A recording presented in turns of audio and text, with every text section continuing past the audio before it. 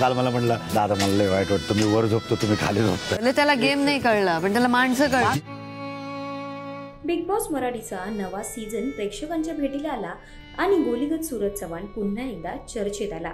गोलीगत सूरजला big boss मराठीचा खेळ समजलाच नाही असं म्हटलं जाऊ लागतंय, पण त्याने स्वतःवर मेहनत घेतली आणि आपला खेळ दाखवायला सुरुवात केली. वीकेंडला भाऊच्या धक्क्यावर रितेश भाऊने देखील सूरजच्या खेळीचं कौतुक केलं, तसंच त्याला यापुढे गोलीगत पॅटर्नने खेळण्याचं प्रोत्साहनही दिलं. बिग बॉस मराठीच्या नव्या प्रोमोमध्ये सूरज चव्हाण गार्डन एरियामध्ये केर काढताना दिसतो. यावर कोकण हार्टेड गर्ल आणि हास्य सम्राट पंढरीनाथ कांबळे चर्चा करताना दिसत आहेत. ते काय म्हणतायत पाहूयात. त्याला असं बघून मला कसं वाटतं, एरवी पिक्चर आपण तेच काम करत असेल बाहेर.